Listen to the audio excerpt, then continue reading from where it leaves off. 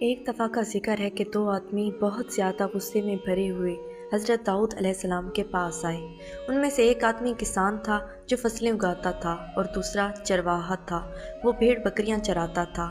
کسان حضرت داؤد علیہ السلام سے کہنے لگا، اے نبی، میرا ہرا بھرا کھیت تھا، اس چرواہے کی بکریاں میرے کھیت میں گھس گئیں اور سارا کھیت تباہ و برباد کر دیا۔ حضرت داؤد نے یہ فیصلہ سنایا کہ چونکہ کسان کا نقصان ہوا ہے اور اس کی فصل تباہ ہوئی ہے، تو اب چرواہا اپنی بکریاں کسان کو دے گا، اس طرح حساب برابر ہو جائے گا۔ چرواہا اداس ہو گیا کیونکہ اب وہ خالی ہاتھ رہ گیا تھا۔ حضرت داؤد کے ساتھ ہی ان کے بیٹے حضرت سلیمان بھی بیٹھے ہوئے تھے، جو اس وقت کم سن تھے لیکن ذہانت میں اپنی مثال آپ تھے۔ حضرت سلیمان ادب سے بولے، کیا میں فیصلہ کر سکتا ہوں؟ حضرت داؤد نے کہا، ہاں میرے بیٹے، بولو۔